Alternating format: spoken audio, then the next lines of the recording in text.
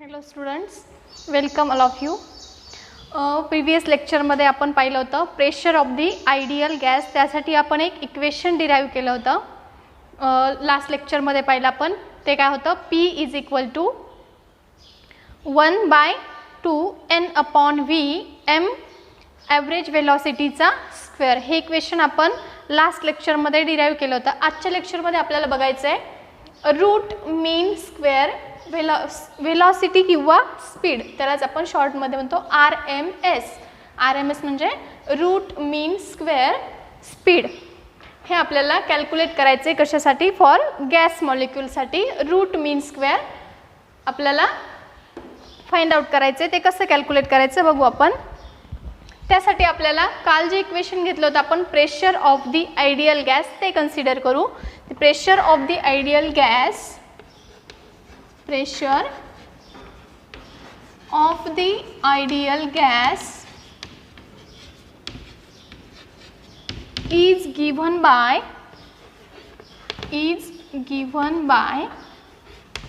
काय म्हटलं तर मग P is equal to pressure of the ideal gas. P is equal to 1/3 n/v m into average velocity चा square. This is the equation for pressure of the ideal gas. Okay. आता हे जर rearrange केलं आपल्याला काय find करायचं आहे, root mean square speed. आजच्या लेक्चरमध्ये काय बघायचं आपल्याला, रूट मीन स्क्वेअर स्पीड. आपण याला काय म्हटलं होतं कालच्या लेक्चरमध्ये, व्ही स्क्वेअर म्हणजे काय, मॉलिक्युलर स्पीड. मॉलिक्युलर स्पीड किंवा average molecular speed. V square is the average molecular speed. म्हणजेच आपल्या तुमच्या लक्षात आलं असेल की आपल्याला ह्याच्यातनं काय फाइंड करायचं आहे, ॲव्हरेज मॉलिक्युलर स्पीड. त्याच्यासाठी आपल्याला रूट मीन स्क्वेअर वेलॉसिटी ही फाइंड करायची. म्हणजे आपल्याला याची व्हॅल्यू काढायची. म्हणून हे रिअरेंज करायचं. 3 आणि V हा काय इकडे डिवाइडला आहे, डिनॉमिनेटरला आहे. इकडे आला तर तो काय होईल, मल्टिप्लाय होईल. मग आपल्याला कसली व्हॅल्यू काढायची, व्ही स्क्वेअर. सिम्पली याला इकडे घ्या. काय राहिलं इकडे, हे इकडे काय डिनॉमिनेटरला किंवा काय डिवायडेशनला इकडे आल्यानंतर काय होईल, मल्टिप्लाय होईल. म्हणजेच काय होईल, 3PV n इंटू एम. हे काय इकडे मल्टिप्लिकेशनला इकडे आल्यानंतर काय होईल, डिवाइडला जाईल. म्हणजेच n इंटू एम. ओके. काय मिळालं आपल्याला, V square is equal to 3PV/n into M. हे रिलेशन मिळालं आपल्याला. त्यानंतर आपण आता आयडियल गॅस इक्वेशन पाहिले आपण in the very first lecture. Ideal gas equation is given by काय ते, ideal gas equation PV is equal to nRT. PV is equal to nRT. आता ह्या इक्वेशनकडे बघा. V square is equal to 3PV/nm. PV इथे काय आपल्याकडे PV, त्याची व्हॅल्यू आपण ही टाकू शकतो. PV is equal to nRT. PV ची व्हॅल्यू आपण ही टाकू शकतो, nRT. मग बघा काय येईल, ॲव्हरेज वेलॉसिटीचा square is equal to 3 into PV ची व्हॅल्यू काय टाकायची, nRT. 3 into nRT divide by as it is n into m. Okay. आता small n in the very first lecture किंवा सेकंड लेक्चरमध्ये, आय थिंक सेकंड लेक्चरमध्ये आपण पाहिलं n ला काय म्हटलं आपण, small n is a number of moles and it is defined as number of moles. कसे कॅल्क्युलेट करतो आपण, number of particles divide by Avogadro's number. म्हणजेच small n is equal to capital N divide by Avogadro's number, where capital N is the number of particles in a molecule and Na is the Avogadro number having value 6.023 into 10⁻23. मग इथे n is equal to n/na put करा. काय मिळेल, therefore V square is equal to 3 into n ची value काय मिळाली, n/na बाकीचं as it is लिहा आर टी आणि इथे काय N into M, N into M. इथे capital N get cancel. We get V square is equal to 3RT divide by NA into M. Okay, काय मिळालं आहे average velocity square is equal to 3RT into NA into M. आता आपण ideal gas equation पाहिलं होतं जेव्हा आपण तिथे बोल्ट्झमन कॉन्स्टंट कन्सिडर करून आपण एक अजून आयडियल गॅस इक्वेशन फाइंड केलं होतं. ते काय the ideal gas equation, the ideal gas equation is given as okay काय होतं ते PV is equal to NKBT. अजून एक पाहिलं होतं आपण PV is equal to NKBT.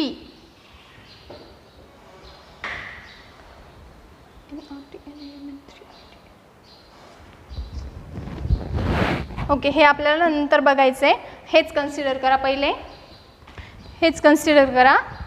V square is equal to काय मिळालं आहे 3RT upon NA into M, 3RT upon NA into M. आता काय म्हणूया आपण रूट मीन स्क्वेअर स्पीड काढायचे म्हटले.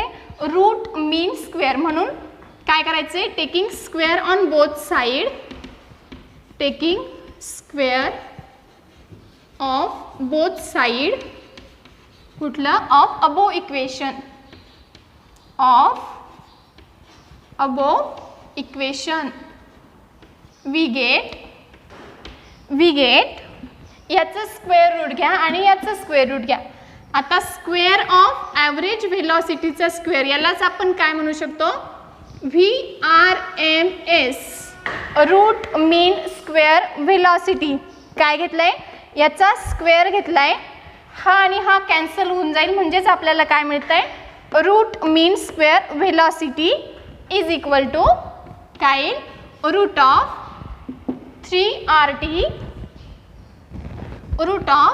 3RT divide by NA into M. VRMS is equal to root of 3RT NA into M और VRMS is equal to root of 3RT divided by M0. M0 M naught where M naught काय आहे where M naught is equal to NA into M, where काय put केलं आपण NA into M is equal to काय put केलं आहे M naught, where M naught is equal to NA into M and M नॉटला काय म्हणायचं आहे मोलार किंवा molar mass of the gas. हे काय एम नॉट काय आहे molar mass of the gas आणि त्याला कसं डिफाईन करतो आपण Avogadro number into M, NA into M त्याला म्हणायचे मोलार मास. आणि आपल्याला फायनल RMS वेलॉसिटी किंवा इक्वेशन फॉर RMS स्पीड ते काय मिळालं आहे VRMS is equal to root of 3RT divide by M naught. हे झालं final equation for the RMS speed, root mean square speed of the gas molecule. Firstly आपण काय पाहिलं आहे ideal gas pressure of the ideal gas त्याचं equation consider केलं, त्यानंतर rearrange केलं, त्यानंतर आयडियल गॅस इक्वेशन कन्सिडर केलं, त्यामधनं आपण PVची व्हॅल्यू इथे पुट केली, त्यानंतर हे सॉल्व केलं. मध्ये आपण एनला काय म्हणतोय नंबर ऑफ मोल्स, त्याच्यासाठी आपली काहीतरी त्याचा फॉर्म्युला आहे N/NA ते पुट केलं, त्यानंतर काही कॅन्सलेशन केलं आणि आपल्याला हे इक्वेशन मिळालं. त्यानंतर आपण त्याचं स्क्वेअर रूट घेतला, देन स्क्वेअर रूट नंतर आपल्याला ही टर्म मिळाली. त्यानंतर NA इंटू एमला आपण काय म्हणतोय मोलार मास ते पुट केलं आणि आपल्याला फायनली मिळालं आहे RMS velocity of the for the ideal gas. Okay, next आपण बघणार आहे interpretation of the, next point आहे इंटरप्रिटेशन ऑफ टेम्परेचर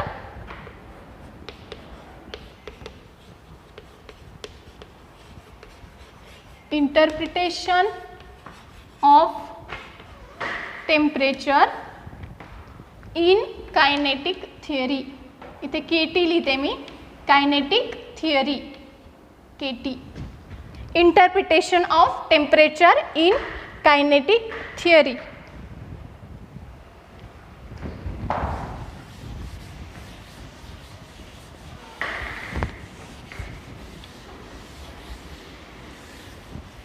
काय इंटरप्रिटेशन मिळणार आहे आपल्याला टेम्परेचरसाठी कायनेटिक थिअरीमध्ये ते आपल्याला बघायचं आहे. त्यासाठी again we are considering the equation for pressure of the ideal gas. We are considering the equation for pressure of the ideal gas. काय ते P is equal to 1/3 N divide by V into mass into average velocity square.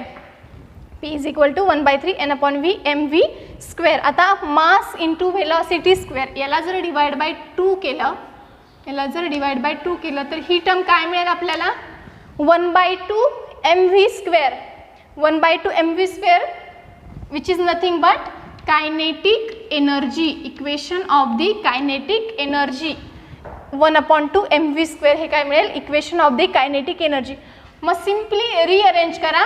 जरी आपण इथे divide by 2 घेत असेल तर इकडे आपल्याला काय घ्यायला मल्टिप्लाय बाय 2. हे जर कॅन्सल केलं तर परत आपल्याला remaining as it is term मिळते पहिली. ठीक आहे, मग तसं रिअरेंज करा. काय येईल इज इक्वल टू 1/3. हे आलं लक्षात. इथे जर आपण 2 घेतलं तर आपल्याला कोणती टर्म मिळते कायनेटिक एनर्जी. मग हे असं रिअरेंज करा की आपल्याला कायनेटिक एनर्जी मिळेल. म्हणून इथे मल्टिप्लाय अँड डिवाइड बाय 2 केलं. मल्टिप्लाय अँड डिवाइड बाय 2 केलं तर काय मिळेल आपल्याला इक्वेशन ऑफ कायनेटिक एनर्जी. म्हणून 1/3 N/V 2 into mv square divide by 2 and this is nothing but the kinetic energy. काय येईल हा 2 फक्त इकडे घेतला 2/3 N/V into m velocity square divided by 2. Pressure is equal to 2/3 N/V mass into velocity square. हे काय आहे कायनेटिक एनर्जी. ओके, आता आपण आयडियल गॅस केस कन्सिडर करतोय. त्यामध्ये कायनेटिक एनर्जी आपण काय म्हटलंय कॉन्झर्व्ड म्हटलंय. आणि गॅस मॉलिक्यूल हा आहे तो काय करतोय continuously in random motion, continuously moving मोशनमध्ये. तो गॅस मॉलिक्यूल कसा आहे कंटिन्युअसली मूव्हिंग मोशनमध्ये. मग इथे कायनेटिक एनर्जी काय असेल त्याची mv square upon 2. Kinetic energy काय असेल mv square upon 2. But potential energy काय असेल इथली पोटेन्शियल एनर्जी. पोटेन्शियल एनर्जी म्हणजेच आपण कोणती एनर्जी म्हणतो स्टोर्ड एनर्जी. आता मॉलिक्यूल जर कंटिन्युअसली मूव्हिंग असेल तर इथे स्टोर एनर्जी असेल का नसेल. म्हणजेच इथली पोटेन्शियल एनर्जी काय येईल potential energy for in case of ideal gas काय येईल potential energy is equal to 0. Kinetic energy इथे कॉन्झर्व्ड असेल पण ती काय कंटिन्युअसली मूव्हिंग असेल. गॅस मॉलिक्यूल हा कंटिन्युअसली मूव्हिंग आहे त्यामुळे त्याला काहीतरी कायनेटिक एनर्जी असेल. बट पोटेन्शियल एनर्जीलाच आपण म्हणतो स्टोर्ड एनर्जी जी की इथे नसणार आहे. म्हणून आपण म्हणतोय पोटेन्शियल एनर्जी इज 0. त्यावरून जर आपल्याला टोटल एनर्जी फाइंड करायची असेल total energy is equal to आपण काय म्हणतो total energy is equal to kinetic energy plus potential energy. Total energy is equal to kinetic energy plus potential energy for n number of molecules. इथे किती आहे n number of molecules consider केले. मग काय येईल kinetic energy for n molecules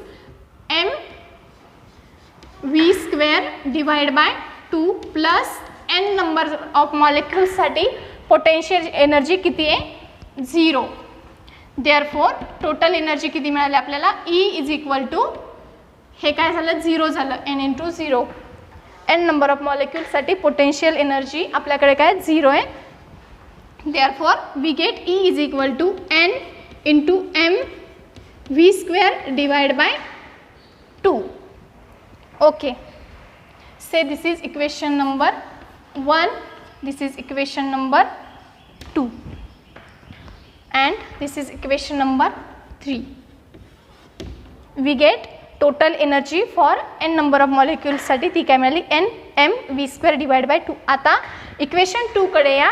इथे बघा n m v square divided by 2 काय मिळालं आपल्याला इथे n m v square divided by 2. इकडे काय मिळालंय n m v square divided by 2. इथे म्हणता येईल आपल्याला ही काय टोटल एनर्जी, याला काय म्हणता येईल टोटल एनर्जी. मग कसं म्हणता येईल P is equal to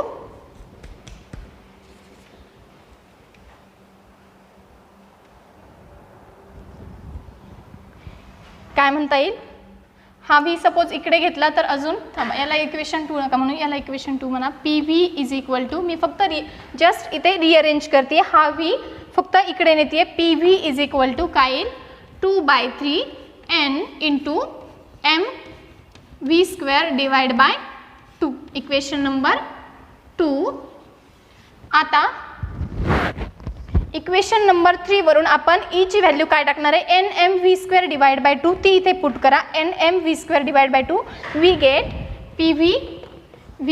P V is equal to 2/3 into E. इथे पुढे म्हणा from equation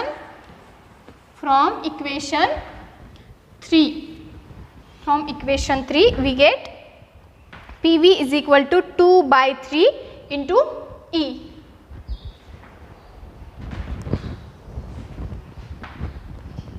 Okay, considering an equation of ideal gas, consider the equation of ideal gas काय ते PV is equal to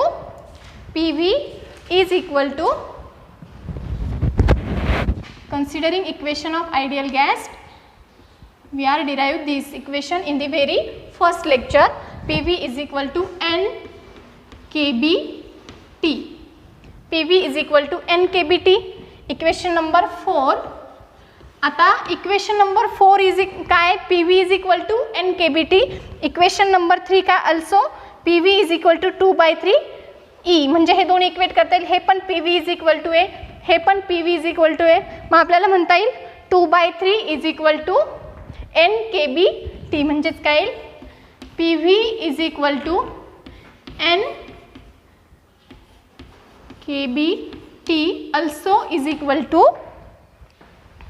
2/3 E. 2/3 E. Okay, एवढी equality consider करा. काय आहे 2/3 E and n kBT. आता पॉईंटकडे या. काय करायचं आपल्याला interpretation of temperature in kinetic theory. Kinetic थिअरीला टेम्परेचर त्याचं कसं रिलेशन असेल हे बघायचं आहे. मग आपण हे काय मिळालं आपल्याला equality n kBT is equal to 2/3 E. मी तेच इथे खाली लिहिते 2/3 E is equal to n kBT. आपल्याला E फाइंड करायचं आहे. E फाइंड करायचं आहे म्हणून 2/3 इकडे जाऊन देते. म्हणजे काय येईल E is equal to 3/2 n kBT. This is the equation for energy of a gas molecule having temperature T. Say this is equation number 5 and also therefore E upon n is equal to काय 3/2 kBT. E upon n म्हणजेच काय या number of molecules, ह्या number of मॉलिक्युल्समध्ये किती energy असणार आहे. दिस energy contained in a n number of molecules and having value 3/2 kBT. 3/2 kBT एवढी energy असणार आहे. या n नंबर ऑफ मॉलिक्युल्समध्ये एवढी एनर्जी असणार आहे. Energy per number of molecules is equal to 3/2 kBT.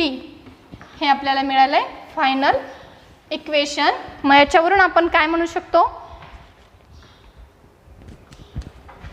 The average, याच्यावरून आपण काय म्हणू शकतो हे इक्वेशनवरून the average energy the average energy per number of molecule is proportional to the absolute temperature.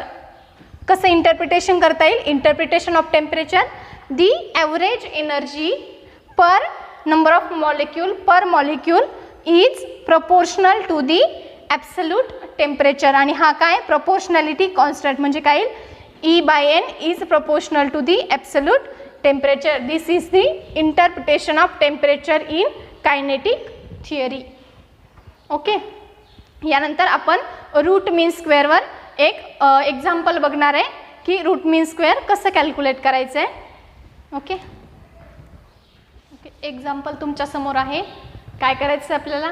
At 300 kelvin what is the RMS speed of helium atom. म्हणजे काय find करायचं आपल्याला? VRMS. काय म्हटलंय? What is the RMS speed of helium item.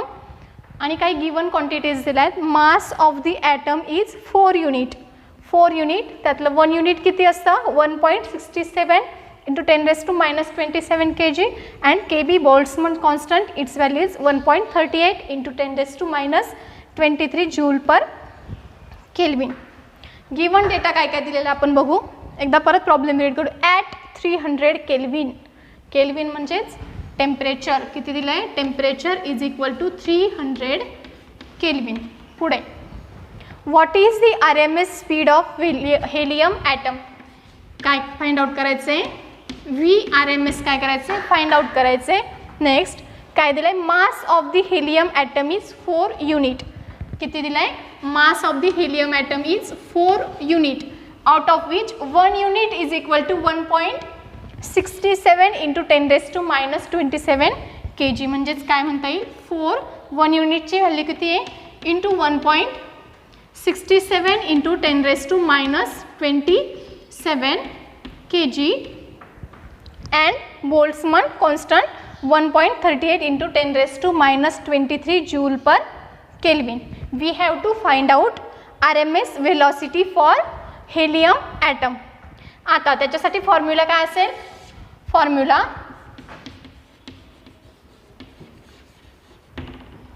Kinetic energy आपण काय म्हणतोय? 1/2 mass into velocity square. Kinetic energy is equal to mass into velocity square. आणि लास्ट इंटरप्रिटेशनमध्ये आपण 5 नंबरचं इक्वेशन डिराईव्ह केलं, तर त्यालाच आपण एनर्जी इज इक्वल टू किती आलं तर आपलं ते 3/2 kBT. म्हणजेच एनर्जी इज इक्वल टू काय येईल? 3/2 kBT. काय करायचं आहे आपल्याला? फाईन काय करायचं आहे? V square.